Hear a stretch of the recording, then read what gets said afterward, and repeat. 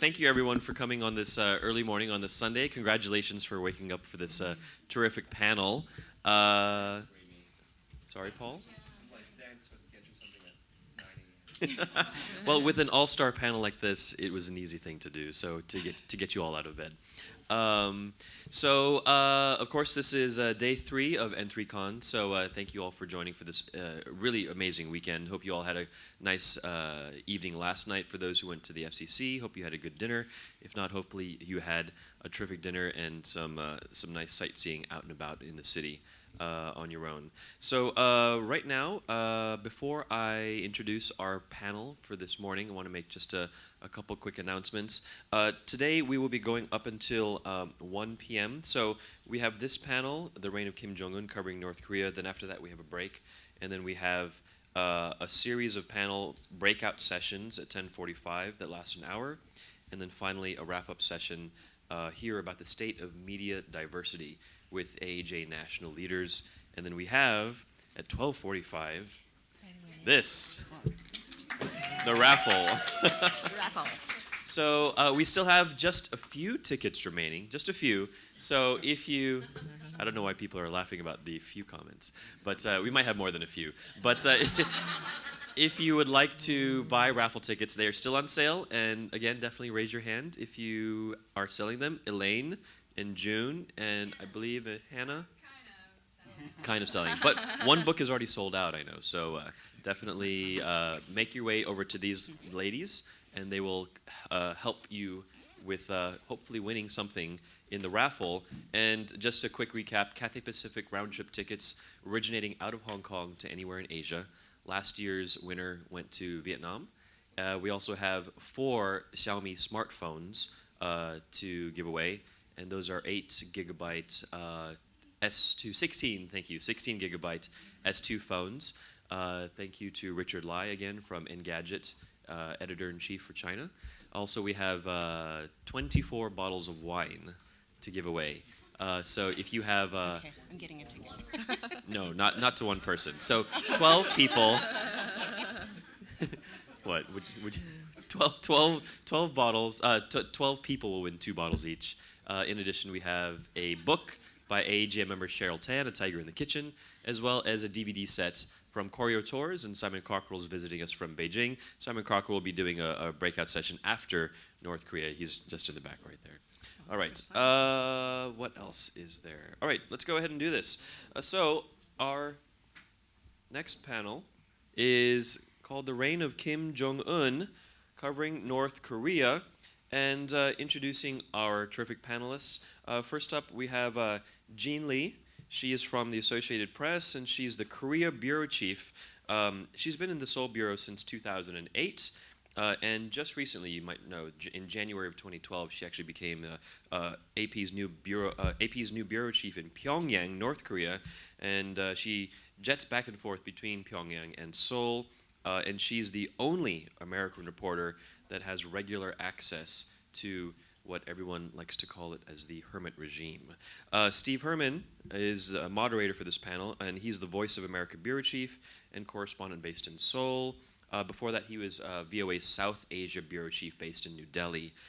He's also served as both the president of the FCC in Tokyo as well as the president of the FCC in Seoul. Not at the same time, but that makes him the only person to have actually done that. Only person crazy enough to try. And there's actually a little bit of breaking news that I'm allowed to tell. Steve is actually moving to Bangkok in the next few months to be VOA's Southeast Asia bureau chief. So anyone who wants to hang out and stay at his place, talk to him afterwards. And also, Barbara Demick, foreign correspondent with the Los Angeles Times and Beijing bureau chief. Over there. She's also author of Nothing to Envy, Ordinary Lives in North Korea, and was a National Book Award, thank you, Matthew, National Book Award finalist in 2010. In addition to China, she's also worked in the Balkans, the Middle East, and as well as around Asia. She went to Yale and has many, many, many awards, including the Samuel Johnson Prize for Nonfiction, the Overseas Press Club's Human Rights Reporting Award, as well as the Polk Award and the Robert F. Kennedy Award. and most recently Stanford University's Shorenstein Award for Asia coverage. So many, many awards. So let's just go ahead and start this amazing panel. Steve, take it away. Thank you very much. Good morning, everyone. For those of us who primarily cover North Korea, and we were trying to figure out just how exclusive a group it is, because we estimate there's, from the Western media, perhaps only a dozen or so reporters who are spending, they're making their primary focus on covering North Korea, whether it's from Seoul, Beijing, or I think there may be a couple who do it out of Tokyo as well. And as was mentioned, Jean is the only one who has had a regular access to Pyongyang from the American press corps due to the fact that the AP has managed to open an actual bureau in Pyongyang, which raised some eyebrows, and Jean can talk a little bit about that process as well. In my role as moderator here, I think first I'd like to kick it off by having both Jean and Barbara in the face of the tremendous challenges of trying to cover a country where, if you look at all of the indicators for press freedom, human rights, freedom of religion, whatever, poverty, is near or at the bottom on all of these international rankings. I would say that if, for those of you who cover China and think you've just figured it out and it's become too boring, North Korea is where you need to move on to covering. And I can tell you, in my 30-something year career as a journalist and a correspondent, I don't think there's any place tougher to try to cover. In my case, I have not been permitted to go to Pyongyang, and I have not tried to sneak in, as some correspondents do, and we can also talk a little bit about the recent controversial BBC escapade and the morality of going in undercover to North Korea, and whether you are endangering anyone if you take that approach. But first of all, Jean and then Barbara, what do you see in light of all the challenges that we face in covering the DPRK? What is your overall philosophy? How do you approach it and to try to do as best a job as shedding some light onto this country? Well, I agree with you that it is a huge challenge, and those of us who are crazy enough to try to attempt to cover North Korea find that it's an extremely inscrutable story.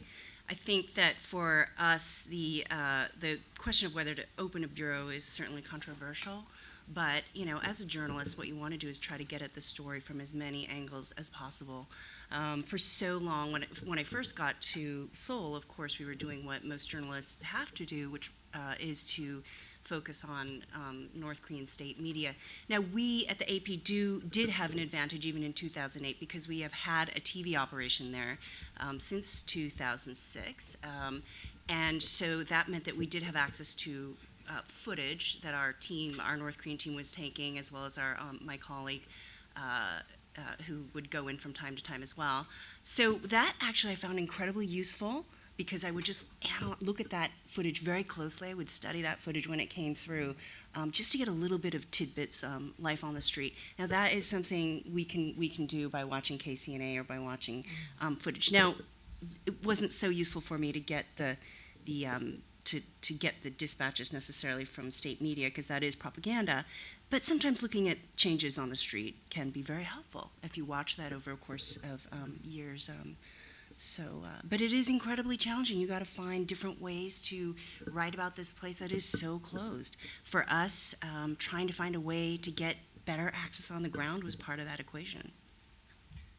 Barbara, you've been at it from Seoul and then on and off from Beijing for a number of years, and you've got quite a reputation for extracting amazing stories from, maybe it's unfair to call them all defectors, but people who've come out of the country forever, or those who go back and forth.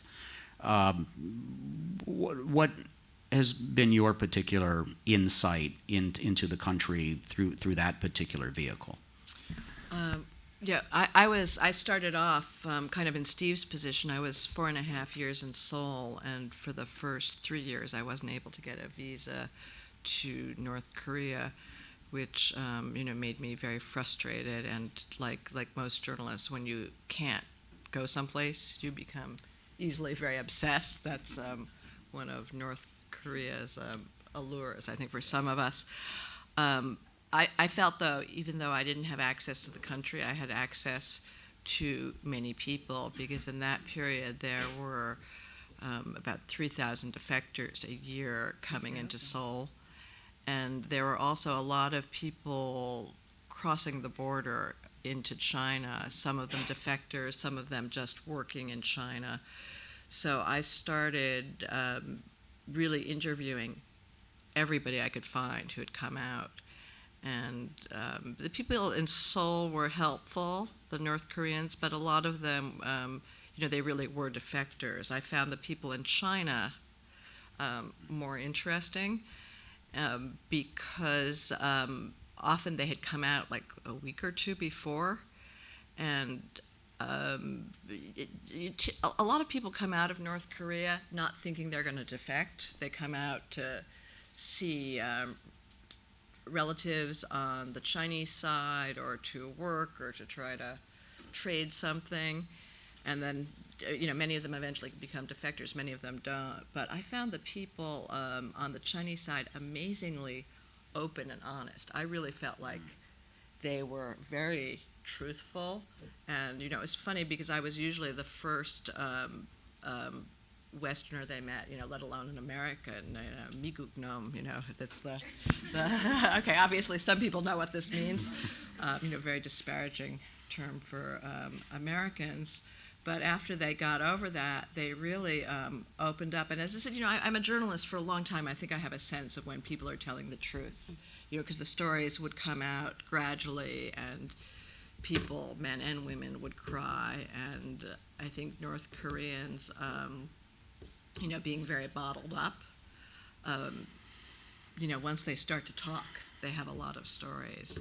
And, but again, it was, just a piece of the story, because the people I talked to had already come out. So, as Jean said, you put together what people are saying inside Pyongyang with what people are saying outside. Right. Jean, you've had something which I think is really unprecedented in some of your stories, which are dateline, byline stories from Pyongyang, going out on the street and getting quotes from people, the old man on the street. Do you think that these people are actually open and honest with you, though? I think one advantage I have is because I speak Korean.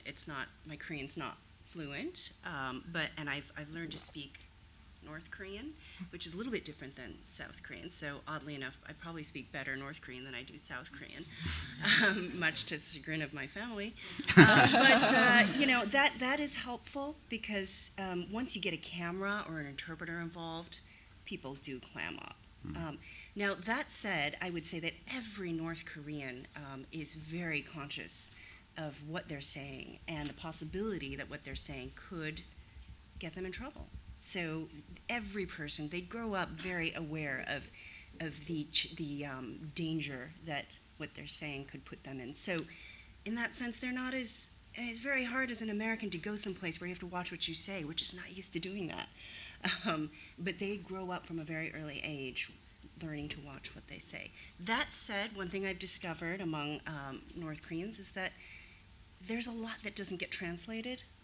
If you are there as a foreigner, all the jokes, all the little anecdotes, all the little side comments that they make, those generally don't get translated. So the foreigners don't get to see that side of them. And they are very witty, and they do say little things off the cuff that help you understand, a little bit of what they're thinking.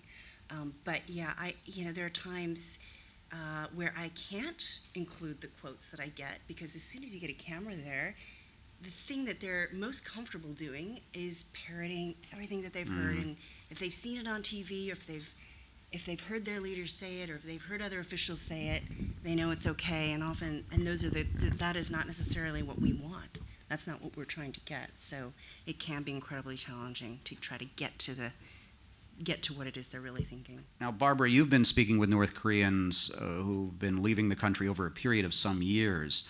Have you noticed any change, any shift in their attitudes, what they're saying, and what that may portend for the future? Everyone's always trying to predict what's going to happen and when. Have you picked up any particular insight? I think about 2 years ago, those of you who follow Korea will remember this. There was a really disastrous currency reform in, was it, I think, December 2010. And a lot of ordinary people lost their savings because they essentially confiscated all the currency. And I felt at that time that North Korea was as close to collapse as ever. When I went, I did a couple of trips to the border at that time, and people spoke in a way they never spoke before. You know, it's very, very interesting. The people I speak to at the border, they're not exactly defectors, so they still think of themselves as North Koreans, and they refer to Urinara, our country, and they're sort of apologetic. They'll say, well, I'll say, do you see homeless children? Well, to be honest, I don't want to admit it, but yes, like that. At that period, I thought things were really very, very dicey for the North Korean regime. Now people coming out, I think, are a little bit more upbeat. I haven't been to the border since the last round of threatening thermonuclear war. But when I was at the border in October, is the last time I was there, people were quite optimistic about Kim Jong-un. I've gotten very clearly the sense that people did not like Kim Jong-il. It doesn't take much scratching to find that out because things were so difficult. They still love Kim Il-sung, but they were really hopeful about Kim Jong-un. I hope he hasn't blown it. He probably has. Well, as you mentioned, recently we're in this phase of threatened thermonuclear war. Jean, you were in Pyongyang at the time. Your reporting contrasted greatly to the reporting that was being done by some of the parachuting television correspondents from New York and London, who we all saw standing in front of the hotels in Seoul. And the tone of their reports is we were on the brink of Armageddon. You didn't detect any of that in Pyongyang, did you? I think if you're new to the North Korea story and you read KCNA and they threaten to turn Seoul into a sea of fire, it does sound scary.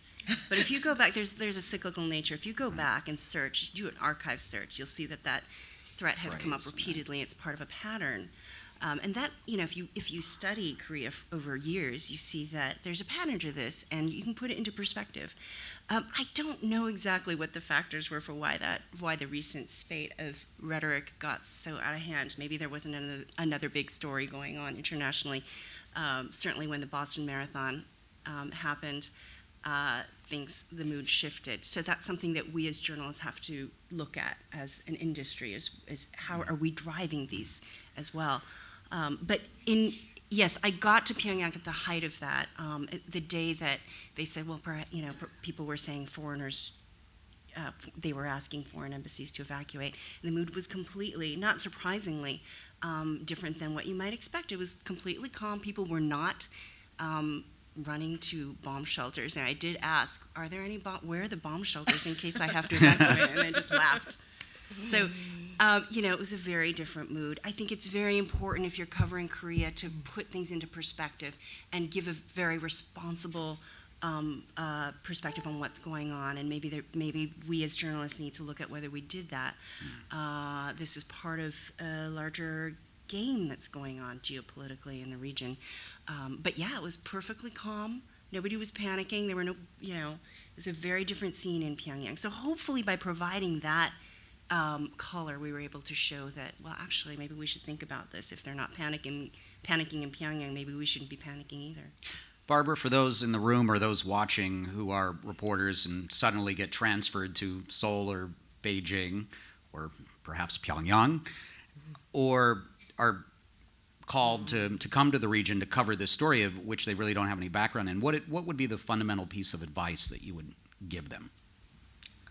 I would say, look at the North Koreans as real people. I mean, one of the things I tried to do covering North Korea was look not just at the regime, but the situation for people on the ground. People tend not to cover the North Korean population because it's assumed they have no voice. Well, it's probably true. They don't have a voice. They don't have any choice in their leadership.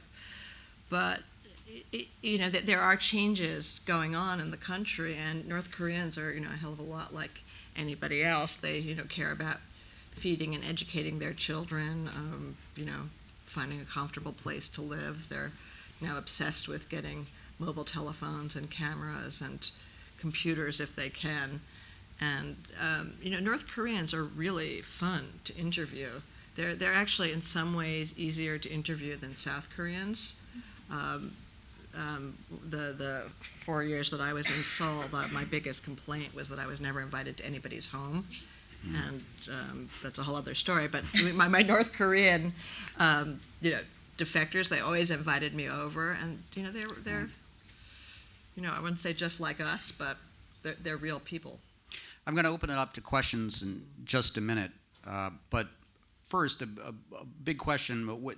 When Kim Jong-un came into power, took over from his father, who took over from his father, we saw the same sort of immediate coverage that we had seen when Kim Jong-il came into power, which is this guy's too young, he's inexperienced, this is all going to fall apart very quickly.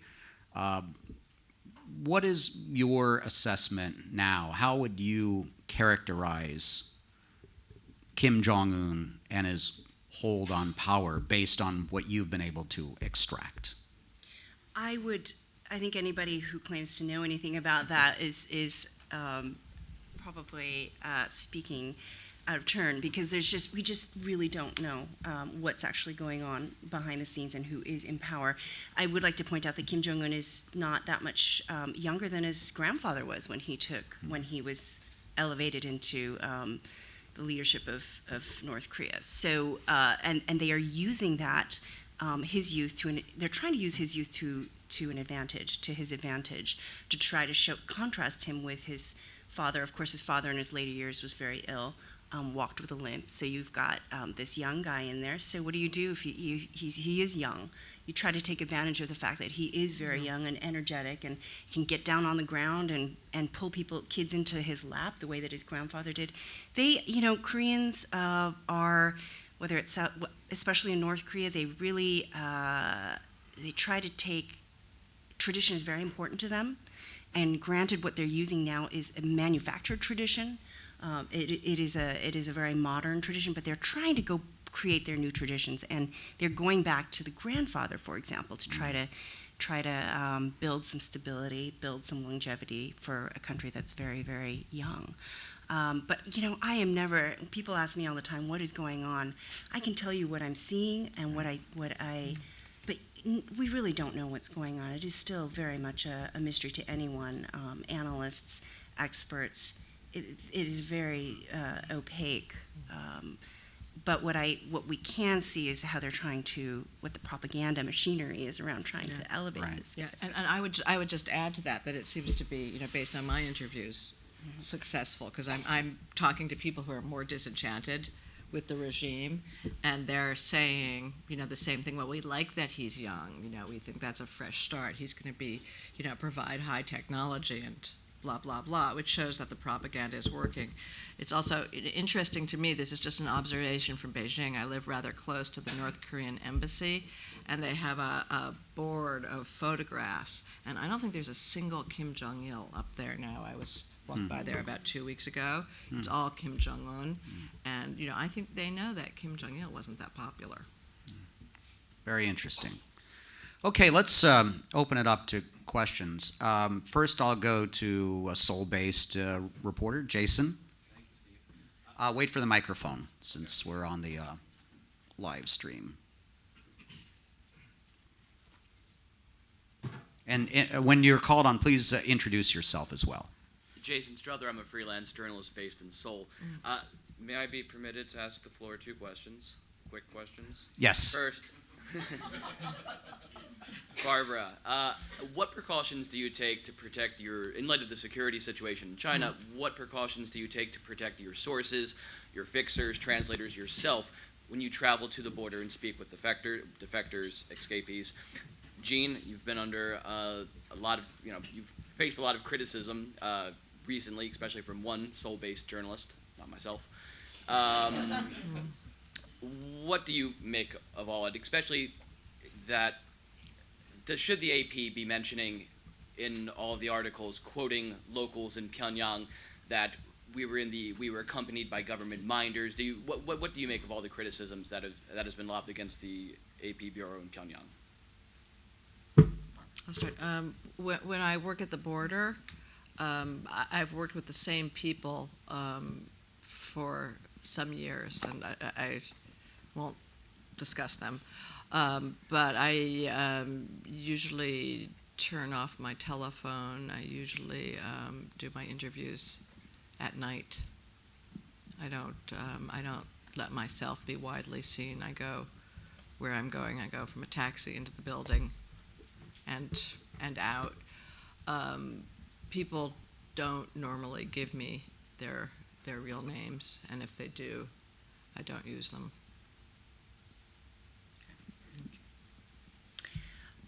I've had to develop a very thick skin, and I'm not actually sure who you're referring to, so maybe I'm just not seeing it, which is probably a good thing in terms of the criticism. There is a lot of criticism. I think that it's certainly valid to look at our operation with a critical eye. On the other hand, we believe it's important, I do think as a journalist it's important to try to get the story on the ground, and so it is incredibly challenging. I'm sorry, I forgot what the other part of your question was. You were asking on the minders. The minders, should that be mentioned when you're quoting? We do mention that in every story. If there was a government minder, people assume for some reason that I am always attached at the hip with a government minder. I mean, it is true that for foreigners who are visiting Pyongyang, you can't walk around freely. You are required to go with a minder or a guide, as they prefer to be called.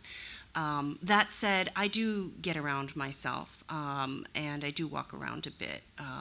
But when I do go out on assignment, if the trip has been organized by the government, or if I'm with a government minder, we make that very clear, and I think we have to make that very clear. I do make a lot of efforts to make sure that the places that we go to are places that I pick and that I organize. So, and if that's not the case, then I make it very clear in my story. So I'm not evading that whatsoever in our stories. We make that very clear. If it's not in there, it means that I was able to talk to that person with a certain amount of relative freedom. That said, this country has a lot of rules. I mean, they always tell me, you got to be aware of our rules. And then as I tweeted once, I did, look at the penal code, and I am not joking, it is this big. And I just thought, hopefully you won't have to hire a defense attorney in Pyongyang at any time soon. Let's not go there. But they have a lot of rules, and it's hard for them to understand that we don't operate under that many rules in the rest of the world. The inability to even leave your hotel without, and this is not necessarily applying to me, but to most, if you were to go there as a journalist, you would not be able to leave your hotel without permission or without a minder. It makes it very challenging. But for me, it's not one of the benefits of developing a relationship, developing trust with the people on the ground, is that you do get a little bit more leeway, and that's what we're working on. But we have cases where there are reporters that go in with tour groups, and I think Simon will maybe talk a little bit about the risks of that in the following session. But what do you make of the recent cases? I know of one American reporter who went in recently. I don't know if his story has come out yet. And also there was that BBC, was it Panorama program, which was very controversial. It's difficult. I mean, I think as a journalist, you have to do whatever it is you need to do to try to get to the truth of what's going on. That means covering things from different angles in different ways, and covering all your bases. sometimes that does mean going in to different countries under maybe perhaps not on journalist visas. That said, North Korea is very unusual. We have to keep in mind the risk that we put the people we are working with by being dishonest. And it's just a complicated place. It's a complicated country.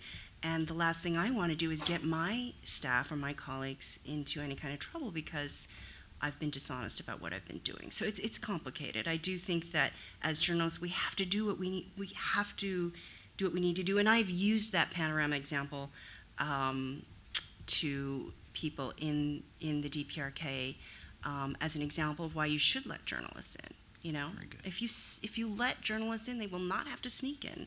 And so hopefully that's a role that we would like to play as well, to try to introduce them to Western journalists and show them that we're not all there just to show that their country is evil.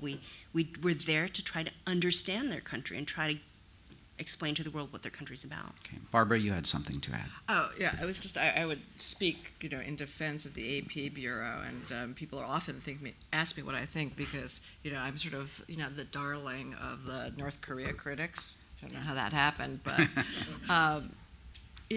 I think it's great that AP has a bureau in Pyongyang, and I think, people know that there are restrictions. What's very funny about it is that Jean and I occasionally end up with very similar stories based on the inside-outside reporting. There was just an example we were speaking about before the panel started. I, in the fall, did a piece about how Pyongyang was developing and getting, phones and the dolphinarium and new apartment buildings, and the rest of the country was left behind, to envy Pyongyang. And Jean did the same piece about a month ago from Pyongyang, and the stories were actually quite similar.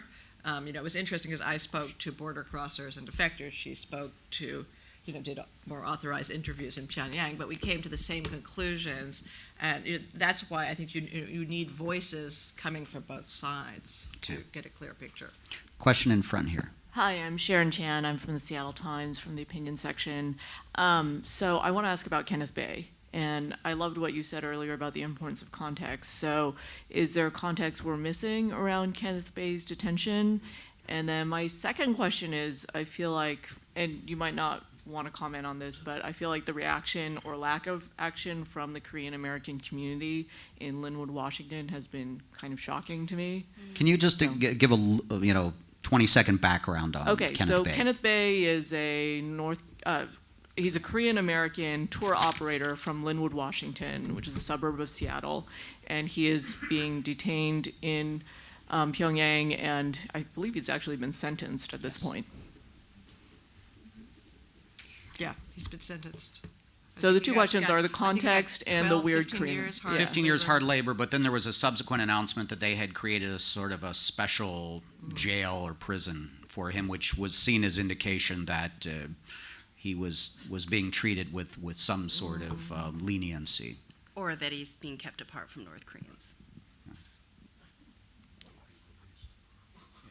Anybody have You further probably know comment, more about, insight? I mean, I don't know what the Korean American community has been saying in Linwood or in. Yeah. I think people, I don't know, I have no insight into this particular incident, but I've followed others. I think his family, I would guess that his family and friends are nervous that whatever they say might make matters worse. There are a lot of Korean Americans and Korean Canadians and South Koreans working out of Yenji and Chumin in those border areas, and they're doing a combination of relief work and missionary work. And this is not the first time somebody has been charged for having Christian literature. I mean, I don't know what he had. I assume it was more than a Bible, but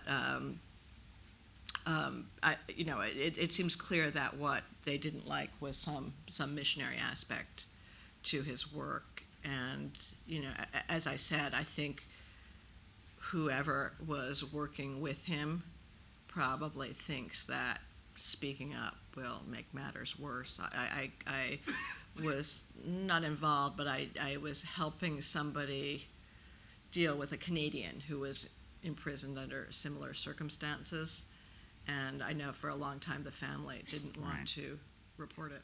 Yeah, there seem to be some families who just really want to get out there, and others who are extremely cautious, and obviously they're consulting with various officials at the State Department and elsewhere about that. Okay, let me go back over here, and then I'll come down front.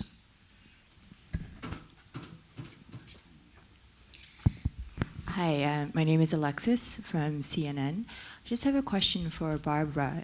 You mentioned earlier that the defectors that you spoke with in China came across as more open and honest than the ones that you spoke to in Seoul or in South Korea, and I'm just wondering why that was.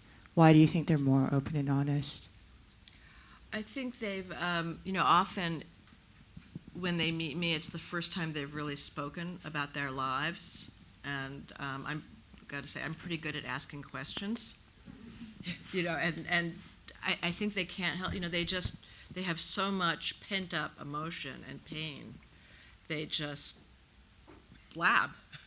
Whereas by the time they come to South Korea, they've been interviewed many times, and I don't think they're necessarily lying or spinning, but their stories have been told before. They're less fresh.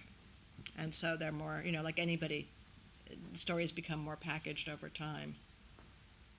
Do you get the sense that South Korean authorities, when they're going through that process, are being told to watch what they say to reporters as opposed to those who are in China?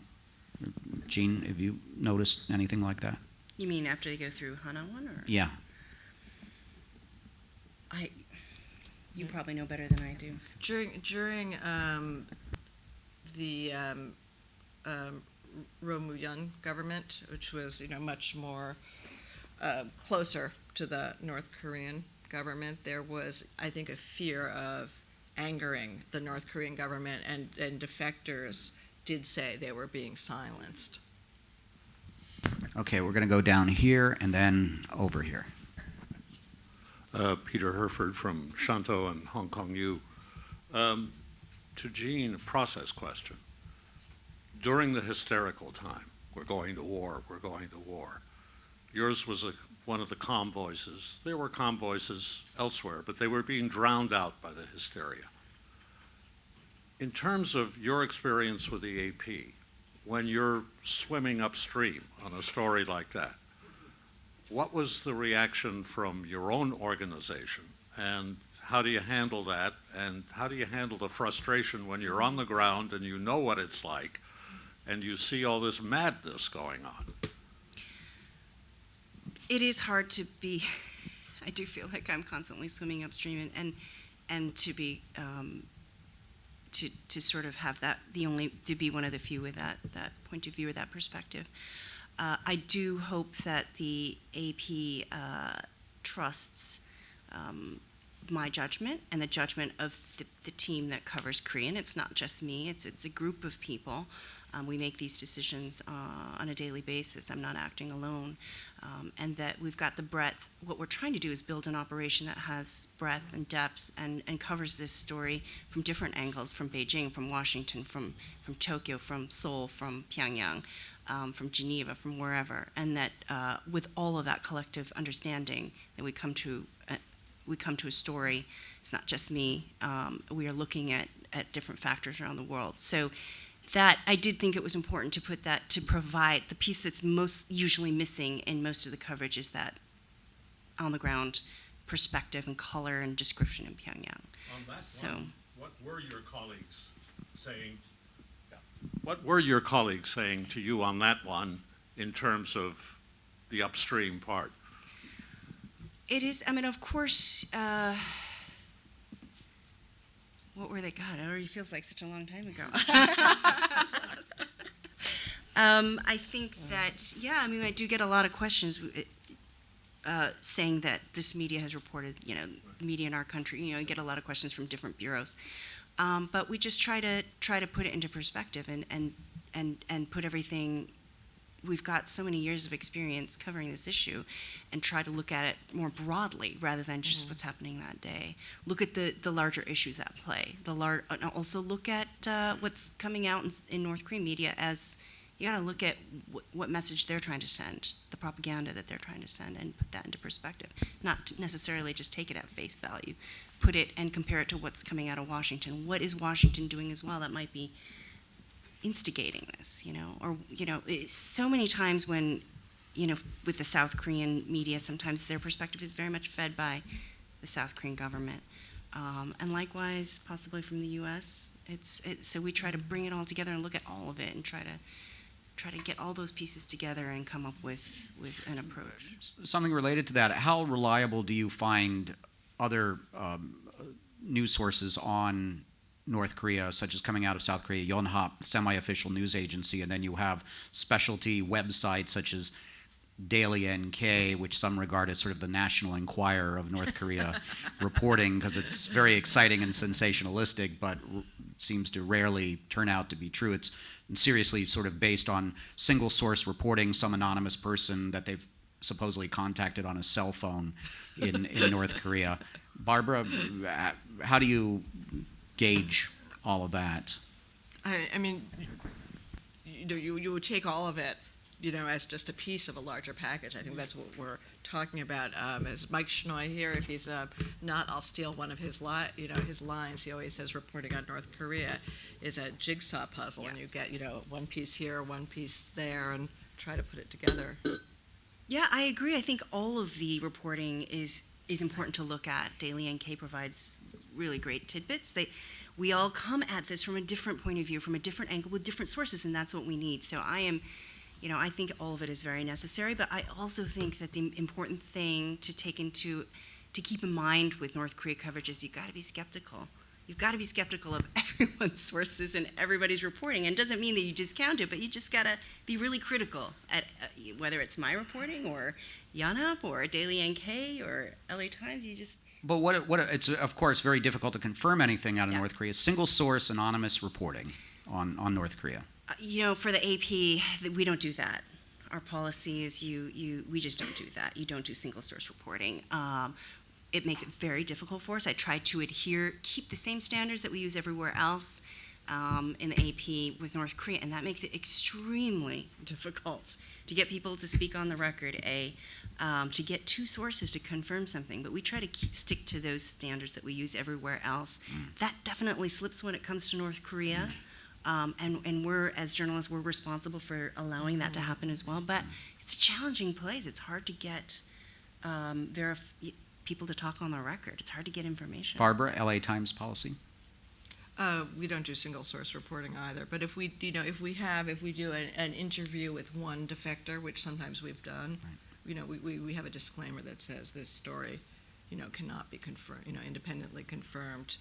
But usually, it's a package of reporting. I mean, one of the things that I did when I was writing about the city of Chongjin was, we had all heard over years, you would see children who had starved to death, behind the railroad station. And, you hear these stories and, who knows.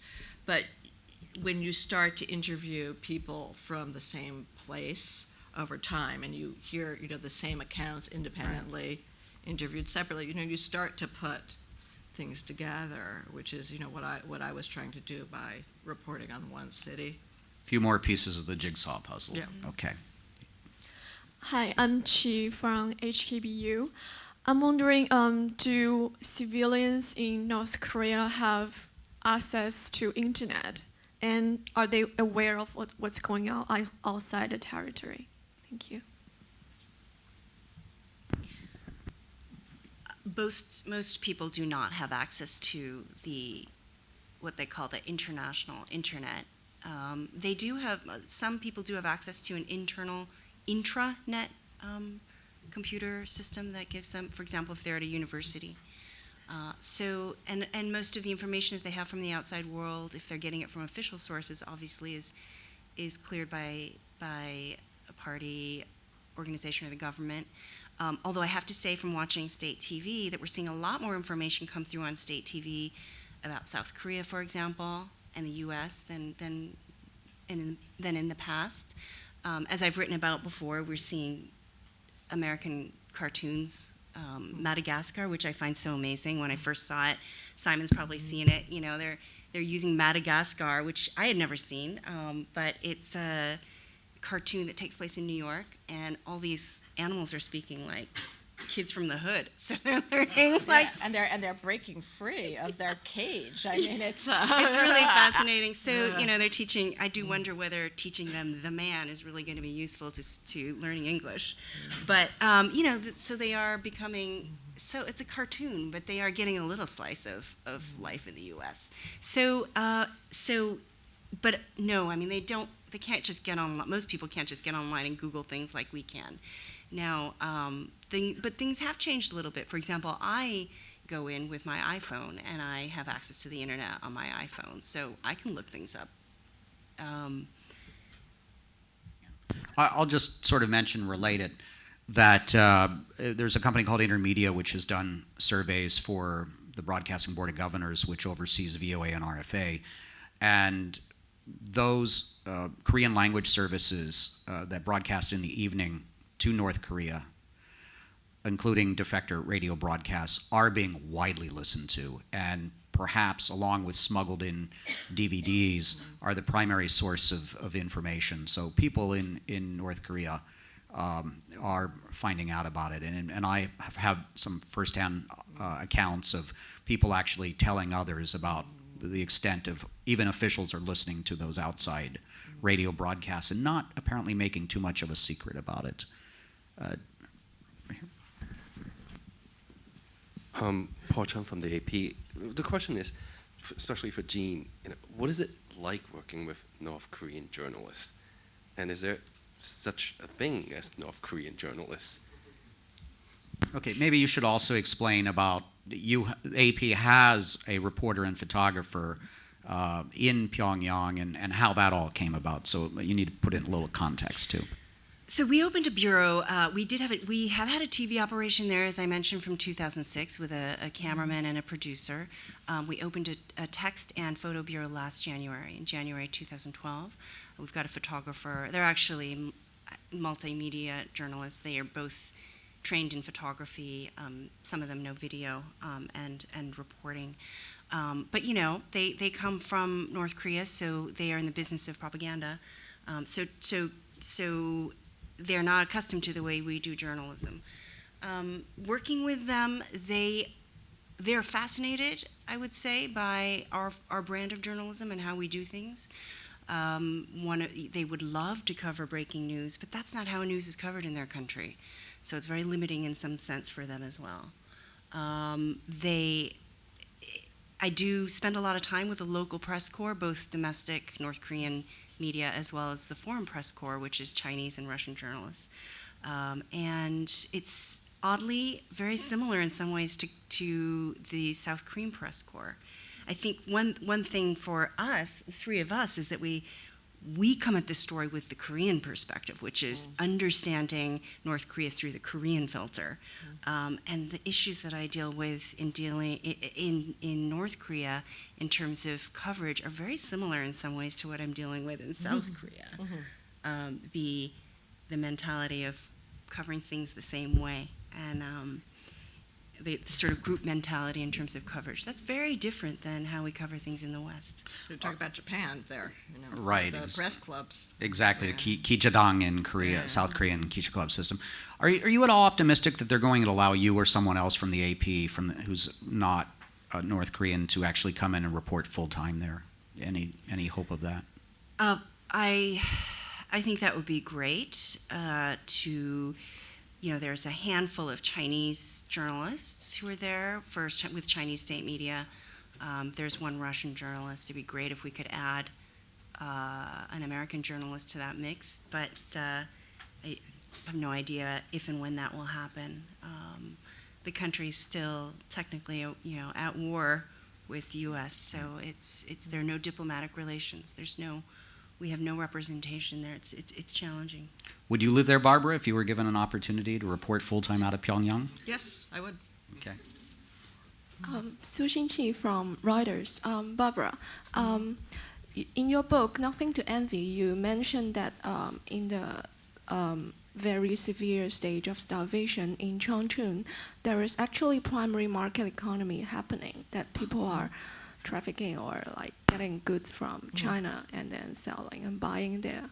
And you also mentioned that after Kim Jong-un came into throne, like people kind of get hopeful because he's younger and he looks more open. We all remember those Mickey Mouse and her wife's luxury bag reports.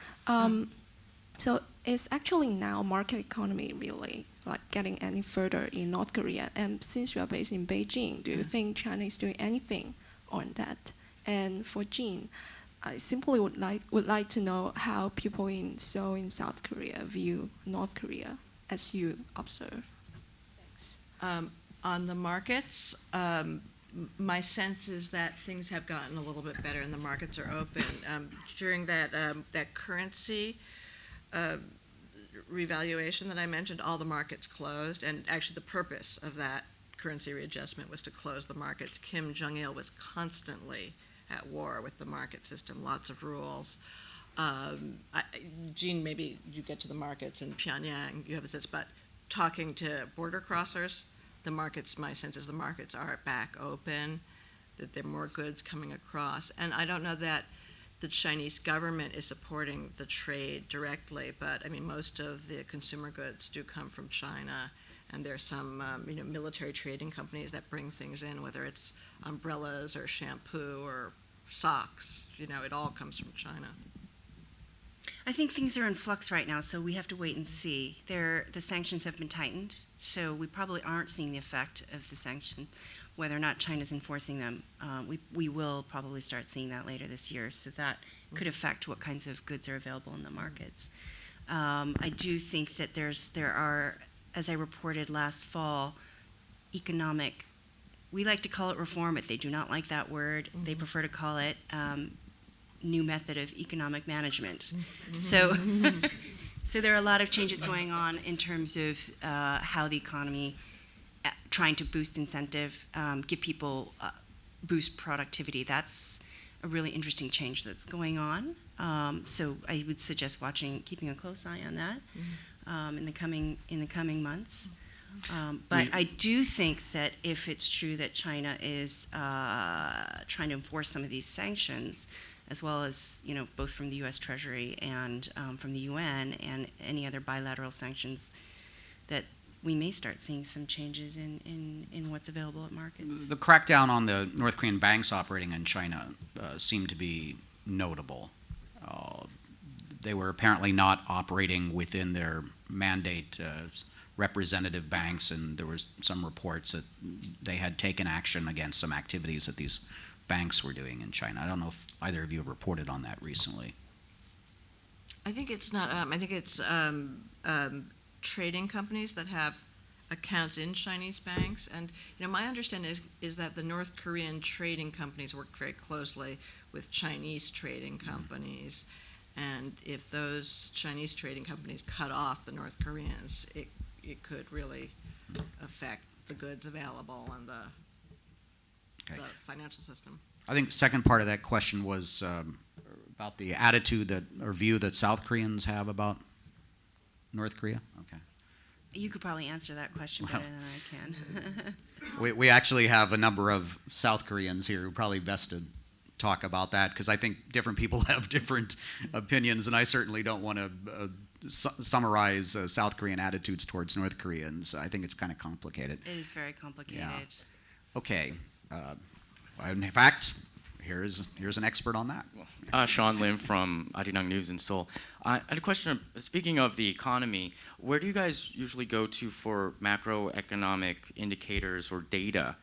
A lot of the times, in the West, like even if there's like an uptick or downtick in like one indicator in like unemployment or housing, it sends can send governments into a tizzy, and people can get an indication of what the anecdotes are in truth. But in North Korea, I mean, where do you get these figures, and are they reliable? That's like a black hole because they haven't publicly published figures in a long time.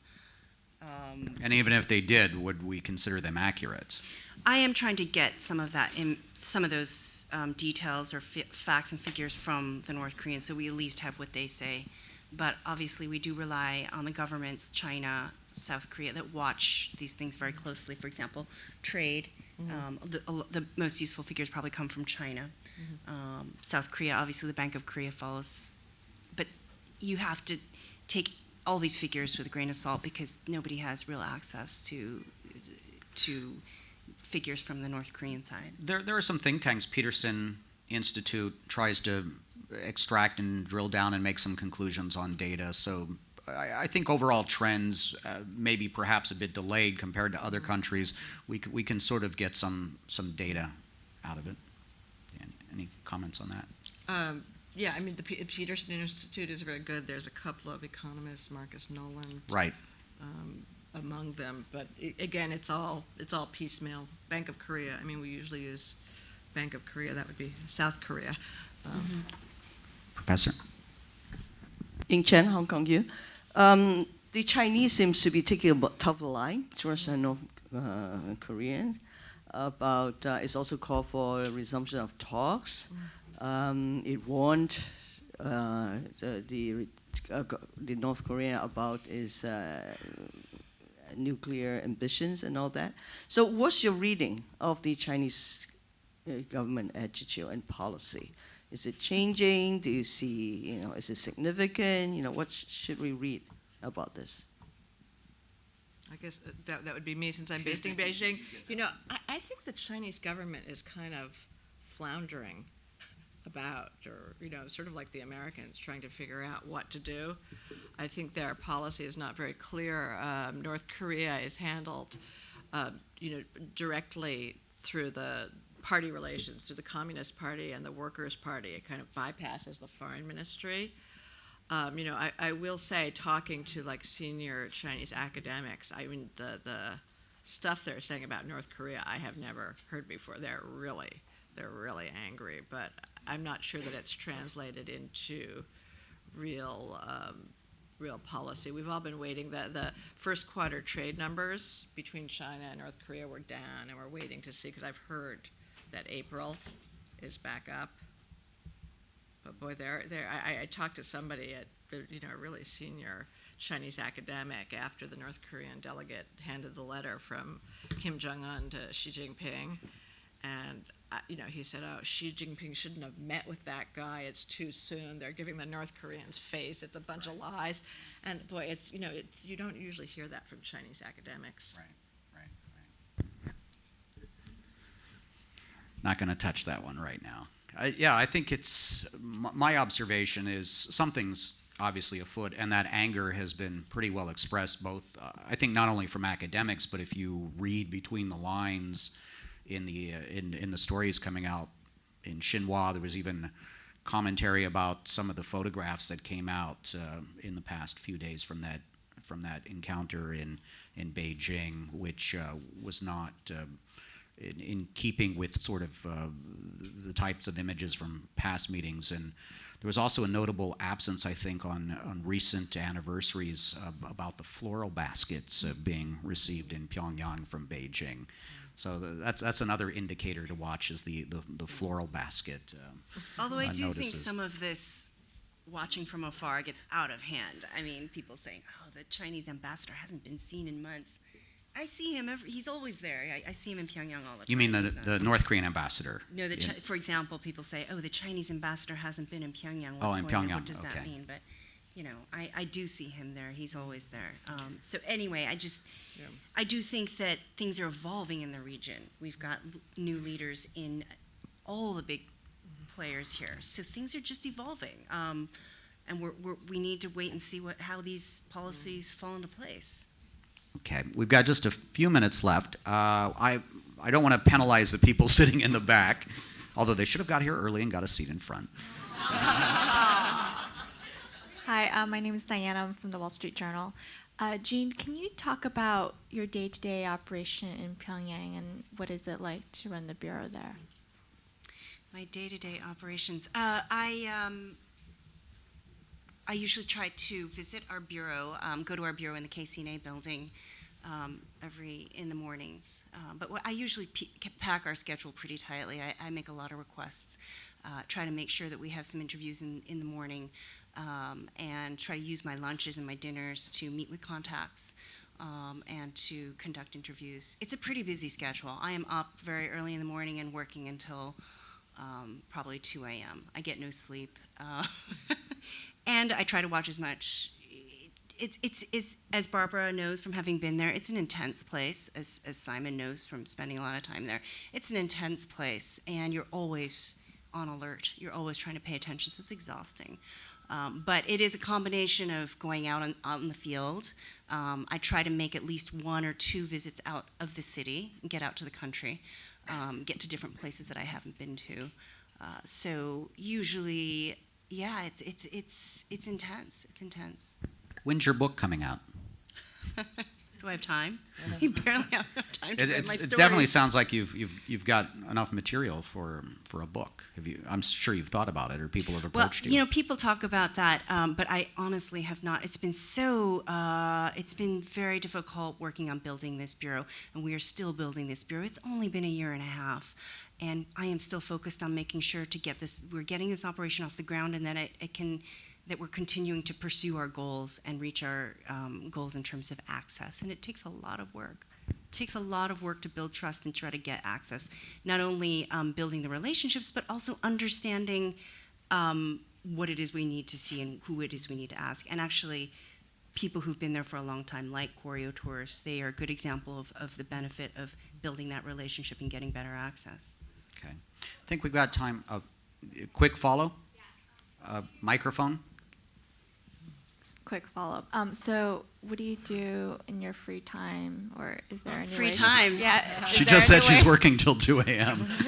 2 to 6 a.m. Yeah. How do you decompress? Yeah, there? almost nothing is free time for me there, but I do have a couple things. I am from Minnesota, so I love to ice skate. So that's my 1 hour, and it is very, so that is my 1 hour to escape everybody, because no one can keep up with me on the ice rink. But that's one thing. Another thing is obviously the Koreans, whether they're South Korean or North Korean, they love to sing. So we do a lot of karaoke. What kind of songs are in the rotation, in the karaoke rotation? Oh my gosh. Well, my staff loves the Carpenters, so I've learned a lot of Carpenters because that's before my time. But a lot of Carpenters, a lot of ABBA. I tend to sing a lot of Beatles. I have sung, I think my trademark song is Christina Aguilera's Beautiful, which they, so there are Korean songs. I grew up singing traditional Korean songs, and those are the songs that we have in common. Obviously, Arirang, 반갑습니다, nice to meet you, but also the songs that I grew up with as a child, the pre-division songs. I don't know the new propaganda songs, but the Chinese journalists do. But there's. I think you'd be surprised if you go to a karaoke place in Pyongyang at how many foreign songs there are. There are a lot of American and British classics. And that's always fascinating to see. Yeah, you would think some of those lyrics could be considered subversive. Yes. Maybe not ABBA songs or the Carpenters, but Beatles. But I guess there's no interpretation of the lyrics, I assume. I mean, it's pretty fascinating. I do sometimes take pictures and post them on I don't know if I've posted them on my Instagram, but maybe I should do if there's an interest, if you're all interested in seeing what kinds of songs are on the song list, because some of them, I'm not sure where some of these song lists are coming from South Korea, right. And so there's sometimes gospels in there. That's interesting. And that doesn't necessarily mean that the songs are in the machine. Often the machines don't have the South Korean songs or some of these American songs that they're blocked. Okay. But, I'm getting the signal to wrap up. If someone has a short question, and we can maybe get in a short answer, anybody who's just feels that they've got to get something in, or something we've really not touched upon that you feel is important. Okay, in front of the camera. Try to do a short question, but the answer might be long. I'm Christiane from GMSC and just wanted to know what is the hunger situation right now?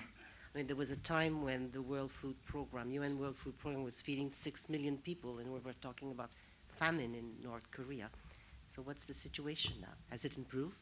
I don't think that the UN agencies are getting enough money. They have not been able to fulfill their requests, and I don't think they have had slightly better harvests, but this is a country that doesn't have a lot of arable land. They don't have a lot of land to farm. The land that they do have has been destroyed. It's just not great land. They just don't have, they're not growing a lot of their own food, and they're trying to improve that with fertilizer and improving their the way that they're doing their farming, but who knows what's going to happen now with the sanctions.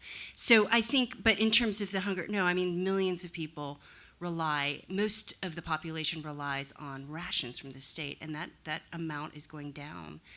They're not getting much in their monthly rations, and those with money, if they've got another source of income, can supplement that with meat and vegetables and protein, but most people can't. It's a dire situation. I mean, there are a lot of people who are not getting the nutrients that they need. You know, I think famine is a very technical term that people in that industry use only to apply it to certain cases, and it's not considered a famine. It's not considered a famine right now. It's considered chronic. You know, there's a chronic food shortage. But do we really have any idea what's going on in the more remote provinces? I mean, I think I do because I speak to people at the border, and the World Food Program has much better access to the remote provinces than they used to. I think this year was, as Jean said, a somewhat better year. There was a better harvest. The last WFP report said it was a better harvest this year, but it wasn't as good as I think 2009. The markets are back open, so that helps a bit. So it's it's a little bit better, not great. There was a recent aid request from Pyongyang to Mongolia, which I thought was kind of interesting, which I thought we should be looking into a little bit more. Anyway, unfortunately, I'm sure we could go on for a couple more hours about this very fascinating topic, but we're out of time. But there is more to come about North Korea, I will tell you that. But thank you very much to my colleagues, Jean from AP, for coming in from, where did you fly in from? Not from Pyongyang this time, from Seoul. I came from Seoul. Barbara from Beijing. And thank you very much for your great questions, and really appreciate the turnout today. Thank you.